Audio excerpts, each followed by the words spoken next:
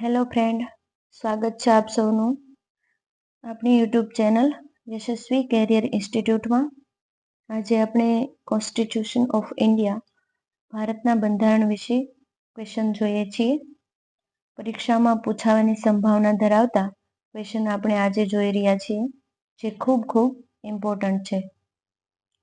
તો સમય ન બગાડતા ચાલો લેક્ચર સ્ટાર્ટ કરીએ. ક્વેશ્ચન નંબર 1 છે, આપણા દેશમાં કયો દિવસ મૂળભૂત ફરજ દિવસ તરીકે ઉજવવામાં આવે છે? તો એ છે 6 જાન્યુઆરી. 6 જાન્યુઆરીના દિવસે મૂળભૂત ફરજ દિવસ તરીકે આપણે ઉજવીએ છીએ.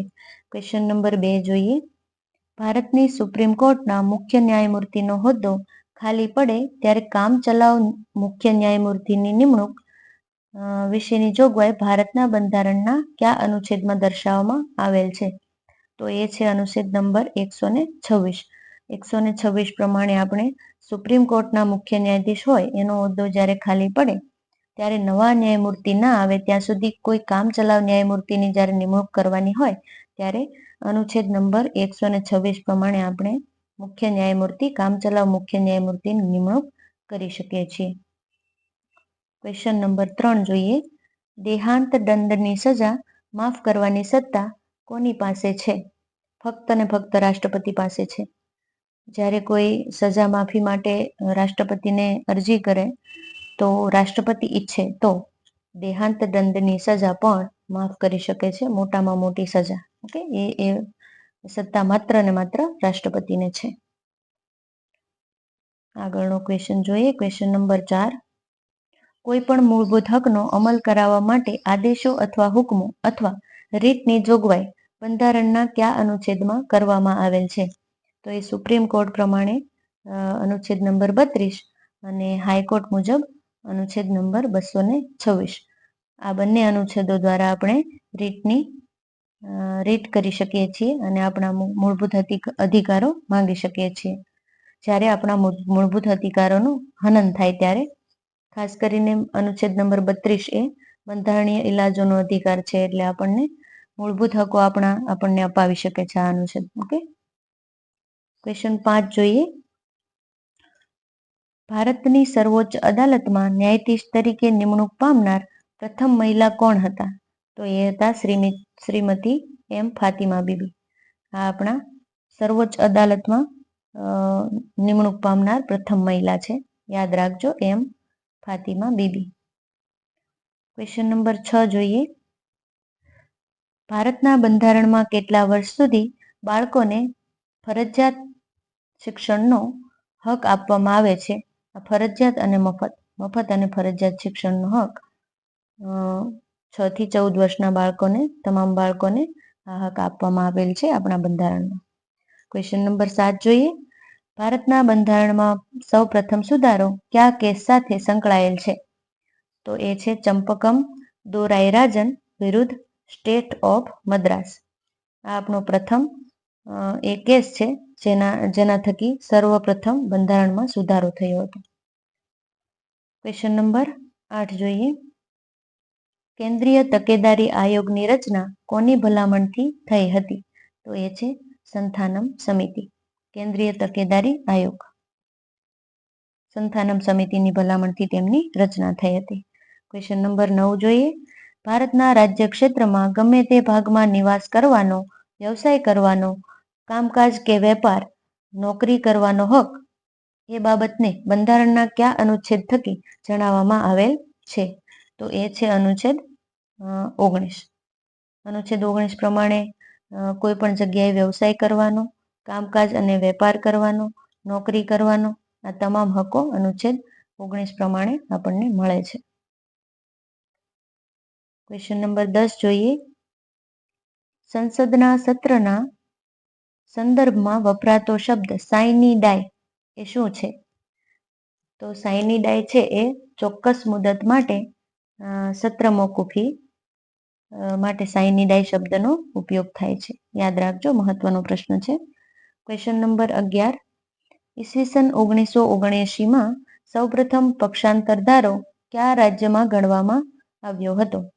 તો સૌપ્રથમ પશ્ચિમ બંગાળ. યાદ રાખજો, સૌપ્રથમ પક્ષાંતર ધારો પશ્ચિમ બંગાળમાં ઘડવામાં આવ્યો હતો. ક્વેશ્ચન નંબર 12 જોઈએ. જન્મ મરણની નોંધણી કરવી એ નાગરિકોનું કેવા પ્રકારનું કામ છે? તો એ ફરજિયાત કામ છે. ફરજિયાત આ જન્મ અને મરણની નોંધણી આપણે કરાવવી જ પડે છે 21 દિવસમાં. જ્યારે કિસ્સો બને ત્યારથી 21 દિવસમાં કોઈ મૃત્યુ થાય તો પણ અને કોઈ જન્મ થાય તો પણ. ઓકે. ક્વેશ્ચન નંબર 13 જોઈએ. રાષ્ટ્રપતિએ પ્રસિદ્ધ કરેલા વટહુકમને સંસદના બંને ગૃહોની અનુમતિ સંસદની બેઠક મળે ત્યારથી કેટલા સમયમાં મળવી જરૂરી છે? તો એ 6 સપ્તાહ એટલે કે 42 દિવસ. 42 દિવસમાં બંને ગૃહોમાંથી અનુમતિ મળી જવી જોઈએ, નહીતર વટહુકમ ફેલ થાય છે, તો વટહુકમ પાડી શકાતો નથી. ઓકે. ક્વેશ્ચન નંબર 14 જોઈએ. ભારતીય બંધારણના કયા અનુચ્છેદમાં નાણાં પંચની જોગવાઈઓ કરવામાં આવી છે? તો નાણાં પંચની જોગવાઈ છે અનુચ્છેદ 280 મુજબ થઈ છે. ઓકે. બંધારણની જોગવાઈઓ મુજબ રાષ્ટ્રપતિ દર 5 વર્ષે નાણાં પંચની નિમણૂક કરે છે. આગળ જોઈએ એના વિશે. 279 મુજબ કેન્દ્ર સરકાર દ્વારા વિવિધ કર ઉઘરાવવા માટે જે ખર્ચ થાય તે બાદ કરીને નેટ પ્રોસીડની વહેંચણી કરવામાં આવે છે અને એ ભલામણો નાણાં પંચ કરે છે. અનુચ્છેદ 279A હેઠળ જીએસટી કાઉન્સિલની રચના કરવામાં આવેલ છે, જે જીએસટીની વિવિધ બાબતો અંગે સરકારને ભલામણ કરે છે. આ જીએસટી છે ને એ નવો બનેલો અનુચ્છેદ છે 279A. આગળનો ક્વેશ્ચન જોઈએ. Question number 13. બંધારણમાં ટ્રિબ્યુનલની જોગવાઈ કયા અનુચ્છેદ હેઠળ થયેલ છે? તો ટ્રિબ્યુનલની જોગવાઈ છે એ 332A અને 332B મુજબ 332B મુજબ થયેલ છે ટ્રિબ્યુનલોની રચના. ટ્રિબ્યુનલ શબ્દ ટ્રિબ્યુન્સ પરથી આવ્યો છે, જેનો મતલબ થાય છે magistrate of the classical Roman Republic, એટલે કે એવી કચેરી જે નાગરિકોને અધિકારોના મનસ્વી નિર્ણયો સામે રક્ષણ આપે છે. કોઈ પણ એવો અધિકારી જેના મનસ્વી નિર્ણયો ઉપર રોક લગાવે છે આ ટ્રિબ્યુનલ્સ. આગળ જોઈએ. 1950માં મૂળ બંધારણમાં માત્ર એક જ ટ્રિબ્યુનલ એટલે કે એક જ ટ્રિબ્યુનલ પંચની જોગવાઈ થયેલ હતી, એટલે કે આંતરરાષ્ટ્રીય જળ વિવાદ. આ આંતરરાષ્ટ્રીય જળ વિવાદ છે ને એ સૌથી પહેલી ટ્રિબ્યુનલ છે જે સૌ પ્રથમ બની હતી, એની જોગવાઈ હતી. બરોબર. ત્યારબાદ 1976માં 42માં બંધારણીય સુધારા દ્વારા બંધારણના ભાગ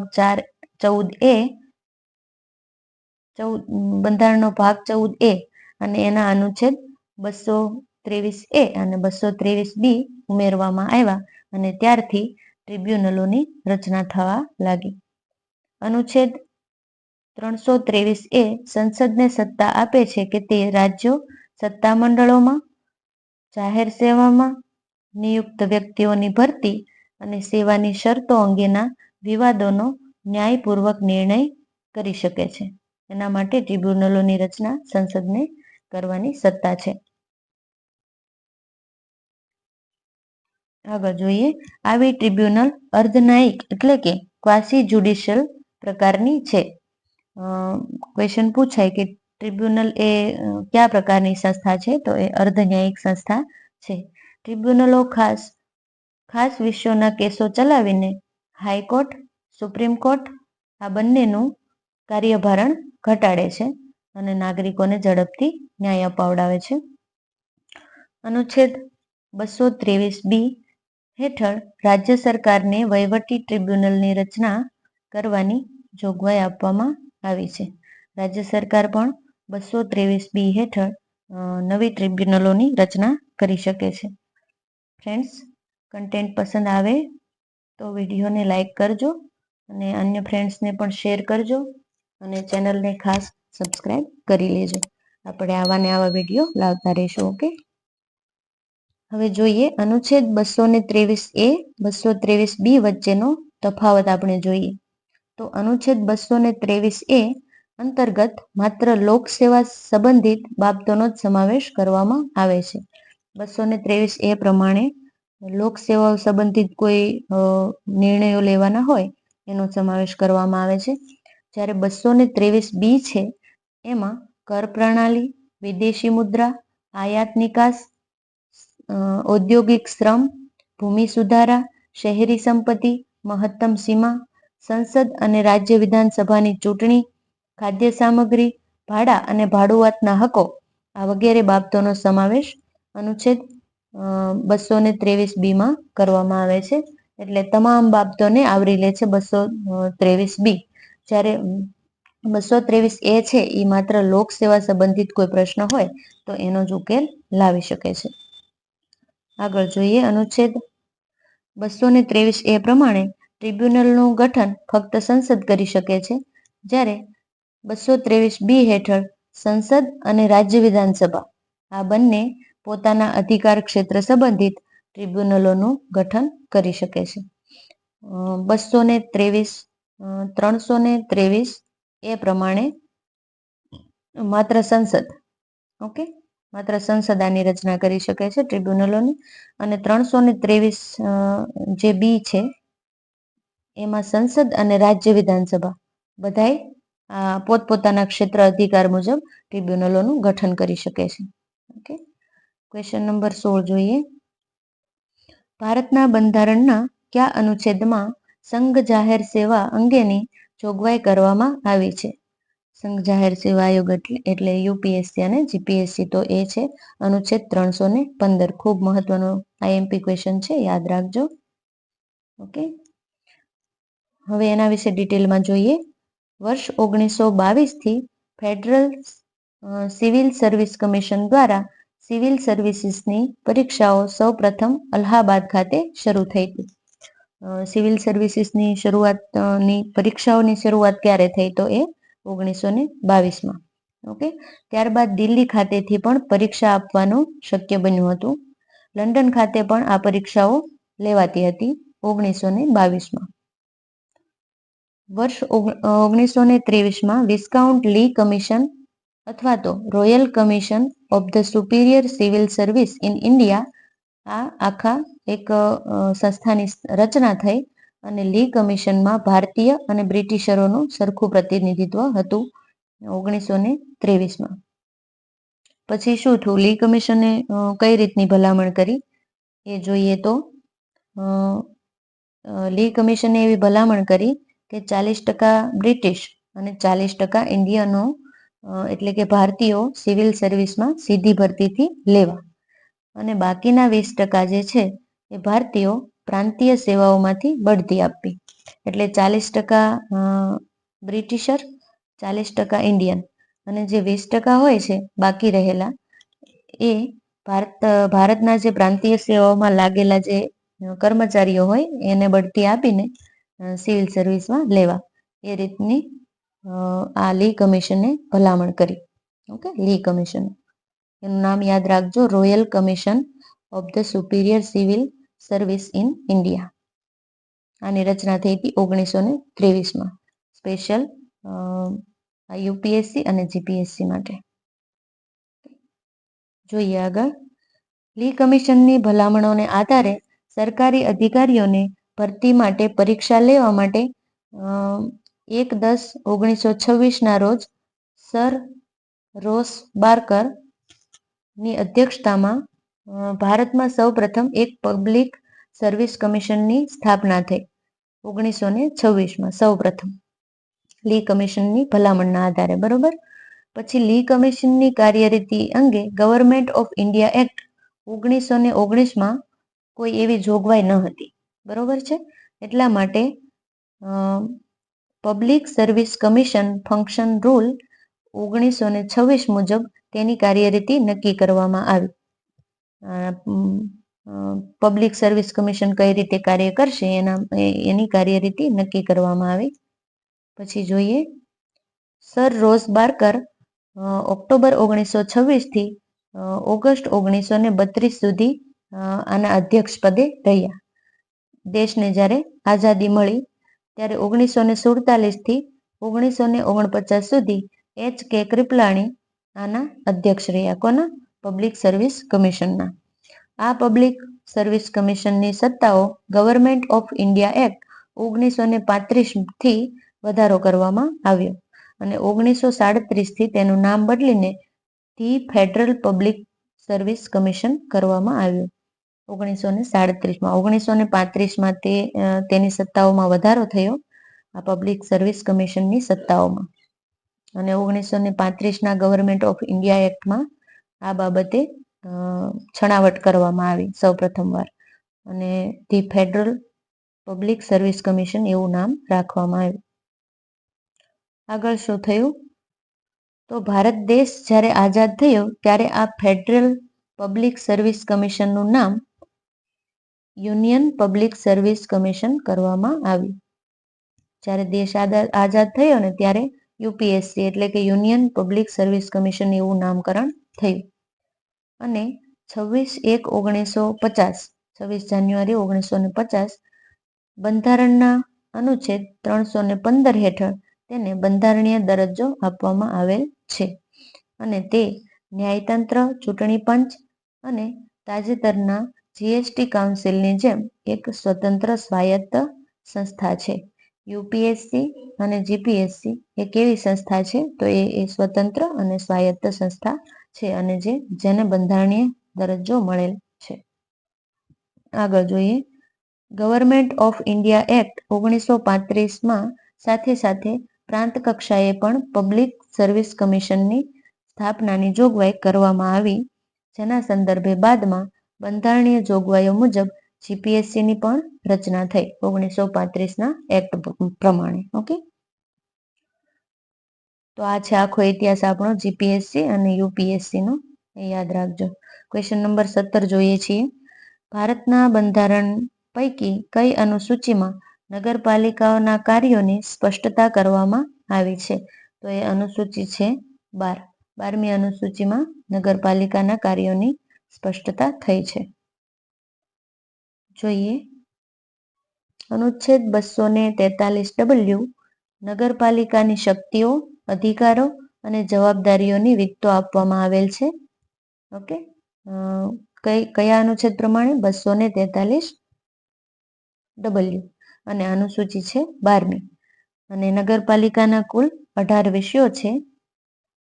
વર્ષ 1992માં થયેલ 74માં બંધારણીય સુધારા મારફત અનુસૂચિ 12 ઉમેરવામાં આવી હતી અને 18 વિષયો નગરપાલિકાને આપવામાં આવ્યા હતા અને એ કયા અનુચ્છેદમાં છે? 243W. ઓકે, જ્યારે અનુસૂચિ 12 323G થકી પંચાયતોની શક્તિઓ, અધિકારો અને જવાબદારીઓનું વર્ણન કરવામાં આવેલ છે.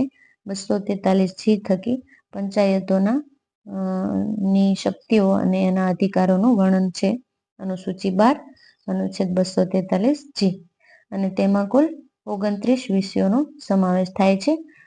આ પણ ક્યારે થયું? 1992માં 43મા બંધારણીય સુધારા મારફત આ 12મી અનુસૂચિ ઉમેરવામાં આવી અને 243W પ્રમાણે તાલુકા અને 243G પ્રમાણે પંચાયતોની જવાબદારીઓને તેના અધિકારોનું વર્ણન થયું અને તેના કાર્યો નક્કી થયા. ઓકે, તો ક્વેશ્ચન આપણે જોયા, 17 ક્વેશ્ચન જોયા અને ડિટેલમાં માહિતી પણ જોઈ. તો વિડીયો જોવા બદલ તમામ મિત્રોનો ખૂબ ખૂબ આભાર. આપણી એક ટેલિગ્રામ ચેનલ છે તેમાં પણ આપ સૌ જોઈન થઈ શકો છો. આપણે ત્યાં PDF પ્રોવાઈડ કરીએ છીએ, ક્વેશ્ચન આન્સર અને પોલ પણ મૂકવામાં આવે છે. કરંટ અફેર્સને લગતું પણ અને મુખ્ય સેવિકા બાબત પણ એ ગ્રુપમાં બધી તૈયારી કરાવવામાં આવે છે. તો સૌ જોડાયેલા રહેજો અને આપણી ચેનલને સબસ્ક્રાઈબ કરી લેજો અને અન્ય મિત્રોને શેર પણ કરજો અને વિડીયોને ખાસ લાઈક કરજો. ઓકે, આપ સૌનો ખૂબ ખૂબ આભાર. Thank you.